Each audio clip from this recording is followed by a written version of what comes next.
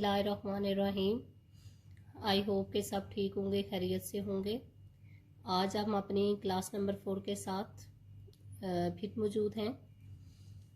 हमारा टॉपिक है आज relationship of biology with other sciences, कि साइंस का बाकी जो साइंसेस हैं उनके साथ क्या ताल्लुक है। इसमें हमारे पास हम फर्स्ट देखेंगे इसका फिजिक्स के साथ, biophysics. It deals with the functioning of living organism by using principle of physics। अब इसमें क्या हमारे पास सारे फिजिक्स के जो प्रिंसिपल हैं वो उन सब को हम क्या लिविंग ऑर्गेनिज्म में देखेंगे? नहीं, सिर्फ वो वाले प्रिंसिपल जो हमारे पास बायो यानी कि लिविंग ऑर्गेनिज्म के अंदर यूज होते हैं, सिर्फ उनकी स्टडी करते हैं। फिजिक्स के सारे प्रिंसिपल हम नहीं देखेंगे। इसमें कुछ इसके हैं प्रिंसिपल जो बायो में इसके यूज होते हैं। फॉर एग्जाम्पल, अब हम देखते हैं फिजिक्स में हम पढ़ चुके हैं कि किसी भी मशीन को वर्क करने के लिए किस चीज की जरूरत होती है? एनर्जी। जब उसको एनर्जी मिलती है तो वो क्या करती है? वर्क करती है। तो सेम हम देखें हमारी ह्यूमन बॉडी जो है उसका भी सेम यही प्रोसेस है। हम एनर्जी लेते हैं in the form of food. जब हम फूड इनटेक करते हैं तो उससे हमें क्या मिलती है? एनर्जी। उस एनर्जी को यूटिलाइज करते हुए हम क्या करते हैं? वर्क करते हैं। तो ये दोनों है, ये फिजिक्स का लॉ जो हमारी ह्यूमन बॉडी या किसी भी लिविंग ऑर्गेनिज्म पर ये वही लागू होता है। तो ये एक एग्जाम्पल इसकी आ जाएगी। सेकंड एग्जाम्पल हम देखेंगे functioning of limbs in human body. अब हमारे पास लिम्ब्स क्या हैं? लिम्ब्स हमारे आर्म्स और लेग्स को, हम दोनों को कंबाइन क्या कहते हैं? लिम्ब्स। नेक्स्ट हमारे पास functioning of lever in physics. अब ये दोनों इनकी फंक्शनिंग अब सेम है। जैसे हमारे पास फिजिक्स में लिवर काम करता है, ये लिवर जिगर वाला नहीं है, ये हमारे पास लिवर फिजिक्स का है। सेम हमारी बॉडी में जो लिम्ब्स हैं ऐसे वर्क करते हैं। अब इसकी एग्जांपल के लिए ऊपर की डायग्राम देखें इसको समझने के लिए। जैसे हमारा ये बाजू है, आर्म है हमारा, तो यहाँ पर हमारी ये बाइसेप्स है, मसल्स हैं। तो यहाँ पर ये जो हमारी कोनिंग है, फुलक्रम, हमारे हाथ में हम इस क्या उठाते हैं? वेट। तो यहाँ पर हम फोर्स लगाते हैं, मसल्स पर फोर्स लगती है, तो हमारे हाथ में हम क्या उठाते हैं? वेट। सेम अगर हम लिवर की एग्जांपल हम फिजिक्स में देखें, ये सीसा है हमारे पास, हम एक इसके साइड पर फोर्स अप्लाई करती हैं तो उसकी दूसरी साइड पर क्या? वेट कैरी होता है। इसके लिए हमें कम फोर्स में हम ज्यादा वेट उठा सकते हैं। सेम ये जो लिम्ब्स हैं हमारी बॉडी में, ये बॉडी को बैलेंस भी करते हैं, जैसे कि लिवर का फिजिक्स में फंक्शन है। आई होप कि आपको इस चीज की समझ आ गई होगी। नेक्स्ट हमारे पास है बायोकेमिस्ट्री।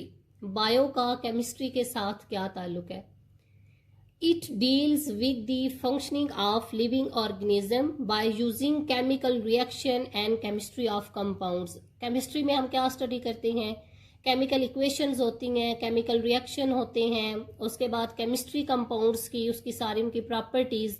तो इसमें भी हम सारी केमिस्ट्री को लिविंग ऑर्गेनिज्म में नहीं स्टडी करेंगे, जस्ट वो चीजें केमिस्ट्री की जो हम बायो यानी लिविंग ऑर्गेनिज्म में यूज होती हैं वो देखेंगे। इसकी बेस्ट एग्जांपल हमारे पास है process of photosynthesis and respiration in plants. Plant में जो फोटोसिंथेसिस और रिस्पायरेशन का प्रोसेस हो रहा है वो हमारे पास केमिस्ट्री है। केमिस्ट्री में भी क्या होती हैं? इक्वेशंस होती हैं। इसमें भी क्या इन्वॉल्व है? पूरी इक्वेशन है, जिसमें हमारे पास कार्बन डाइऑक्साइड और water with the help of sunlight क्या प्रिपेयर करती हैं? फूड यानी ग्लूकोज C6H12O6, और साथ में क्या रिलीज करती हैं? ऑक्सीजन। ये हमारे पास अब डबल साइडेड ये रिएक्शन है। जैसे ये इधर से जा रहा है तो ये क्या होगा? फोटोसिंथेसिस। अगर उसको हम इस साइड पे ला रहे हैं तो ये क्या हो रही है? रिस्पायरेशन। तो ये हमारे पास किसकी एग्जांपल थी? बायोकेमिस्ट्री की, कि कैसे केमिस्ट्री बायो में इन्वॉल्व है। वो है बायोमैथमेटिक्स। मैथ का बायो के साथ क्या ताल्लुक है? It deals with the functioning of organism by using mathematical techniques and tools. ये हमारे पास क्या है? Mathematical techniques and tools. ये हमारे पास जैसे एडिशन, सब्ट्रैक्शन, डिवीजन, मल्टीप्लाई, ये सब हमारे पास क्या है? टूल्स हैं। और बाकी जो सारी मैथ की जो भी टर्म्स हैं वो क्या उसकी टेक्निक्स में आ जाती हैं। तो इसमें भी हम सारी चीज़ें मैथ की बायो में डिस्कस नहीं करेंगे, कुछ चीज़ें हैं वो हम इसमें बायो में इन्वॉल्व हैं और उनको ही हम देखेंगे। इसकी एग्जाम्पल आपको समझाने के लिए फर्स्ट हमारे पास देखें, अगर हम अपनी किसी भी ह्यूमन बॉडी का मैंने यहाँ पे जिक्र किया है, लेकिन हम किसी भी लिविंग ऑर्गेनिज्म का देखें, उसका क्या होता है? वेट होता है। अब उसके वेट को हम किस फॉर्म में हम उसको राइट करते हैं? अब हमारे पास फॉर एग्जांपल मैंने लिखा है 56 kg, तो ये अब टर्म किसकी है? ये हमारे पास केमिस्ट्री की है ना बायो की है। तो ये देखने से ही पता चल रहा है कि ये हमारे पास क्या है, इसमें डिजिट्स आ रहे हैं, तो आगे यूनिट भी आ रहा है उसका, तो ये क्या है? मैथ इसमें यूज हो रही है। तो एक एग्जाम्पल है कि जब हम किसी चीज का वेट लेते हैं तो उसमें भी किसको चूज किया जाता है? मैथमेटिक्स आ जाती है। सेकंड, जब हम कोई भी अपनी मेडिकल रिपोर्ट करवाते हैं, फॉर एग्जांपल हमने अपनी ब्लड रिपोर्ट करवाई है, अब हम ब्लड रिपोर्ट में हमारे पास क्या आता है? उसकी हमारी बॉडी में आरबीसी कितनी है, वाइट ब्लड सेल्स कितनी है, प्लेटलेट्स कितनी है, अब उनके आगे हमारे पास अमाउंट यहाँ पर लिखी होती है। तो ये हमारे पास जो उनकी अमाउंट है ये भी किस में है? हमारी मैथ्स में आती है। तो ये हमारे पास एग्जांपल्स हैं कि हमारी जो लिविंग ऑर्गेनिज्म है उनमें मैथ कैसे इन्वॉल्व है। नेक्स्ट हमारे पास है बायोजियोग्राफिक्स। अब हमारे पास इसमें क्या है? It deals with the occurrence and distribution of living organism on earth. कि हमारे पास जो अर्थ के ऊपर लिविंग ऑर्गेनिज्म हैं वो कौन से कहाँ पाए जाते हैं और उनकी डिस्ट्रीब्यूशन कैसे हुई हुई है, इन सब की स्टडी किस में आती है? जैसे इसके नेम में जियो आ रहा है, अर्थ। ग्राफिक्स जो है हमारे पास, जैसे हम शुरू से देखते हैं ग्राफ होते हैं। ग्राफ क्या होते हैं? जो अमाउंट को शो करते हैं। तो सेम हमारे पास जो एनिमल्स हैं उनकी अर्थ पे ग्राफ्स के साथ डिस्ट्रीब्यूशन को शो करने को क्या कहते हैं? बायोजियोग्राफिक्स। इसके एग्जाम्पल पहले देख लें।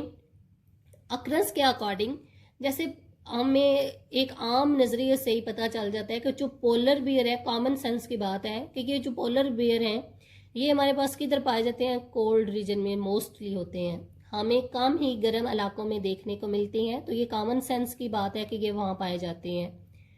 नेक्स्ट जो कैमल हैं, तो कैमल का देखते ही हमें जेन में क्या आते हैं? डेजर्ट्स। ये क्या है? गर्म में पाया जाता है, डेजर्ट में होता है मोस्टली, बाकी भी होते हैं लेकिन मोस्टली किधर होते हैं? डेजर्ट्स में। अब अगर हम इसकी ग्राफिकल इसकी देखें, हमारे पास देखें अगर कैमल हैं तो डेजर्ट्स में, अब ये डेजर्ट में यहाँ तक ये पाए जाते हैं, इनकी अमाउंट इतनी है, बाकी इलाके में ये इतने हैं, उसके बाद इतने हैं। ये इनकी ग्राफ्स के साथ हम उसकी डिस्ट्रीब्यूशन को देख रहे हैं। तो इसको हम क्या कहते हैं कि लिविंग ऑर्गेनिज्म की डिस्ट्रीब्यूशन अर्थ पर ग्राफ के अकॉर्डिंग, उससे क्या कहते हैं? जियोग्राफिक्स, बायोजियोग्राफिक्स। क्योंकि हम लिविंग ऑर्गेनिज्म की डिस्ट्रीब्यूशन देख रहे हैं तो बायोजियोग्राफिक्स आएगा। नेक्स्ट हमारे पास है बायो इकोनॉमिक्स। अब इकोनॉमिक्स जो है हमारे पास, ये इकोनॉमी से निकले। इकोनॉमी क्या है? माशियत होती है, जो कि आजकल हमारे मुल्क की बहुत नीचे आ रही है। नेक्स्ट इसकी डेफिनेशन हमारे पास आएगी, it deals with the loss and benefits of living organism. अब इसमें हम लॉस एंड बेनिफिट को डिस्कस करते हैं कि कितना लॉस हो रहा है और कितना बेनिफिट हो रहा है। इसके लिए अगर हम एग्जाम्पल देखें तो हम एक क्रॉप की एग्जाम्पल लेते हैं। एक फसल हम लगाते हैं, उस पे हम पहले उसके ऊपर अमाउंट लगाकर उसको यानी कि हम जब तक वो ग्रो नहीं कर जाती उस वक्त तक हम उसके ऊपर अमाउंट लगाते हैं। जब वो पक जाती है उसके बाद अब हम उसको फिर सेल करते हैं। उसके बाद हम उसमें से देखते हैं कि वो जो अमाउंट हमने उसके ऊपर लगाई थी उसको, उसकी जो उसने अमाउंट हमें दी उसमें से माइनस करें तो क्या हमें लॉस आ रहा है या बेनिफिट हो रहा है। तो इस चीज को हम देखते हैं। ये सब अब हम किसकी देख रहे हैं, लॉस एंड बेनिफिट। हम क्रॉप्स भी किस में आते हैं, प्लांट्स में। प्लांट्स भी क्या है, लिविंग ऑर्गेनिज्म है, तो ये भी क्या आएंगे, बायो में आएंगे। इस तरह हम जो लिविंग ऑर्गेनिज्म का जो लॉस एंड बेनिफिट है उसको हम डिस्कस करते हैं, तो वो क्या हमारे पास आती है, बायो इकोनॉमिक्स। आई होप कि आपको समझ आ गई होगी। अगर कुछ भी क्वेश्चन रहता है तो आप कमेंट सेक्शन में पूछ सकते हैं। तो लास्ट पे आपसे रिक्वेस्ट कि चैनल को सब्सक्राइब कीजिए, शेयर और लाइक कीजिए। खुदा हाफिज।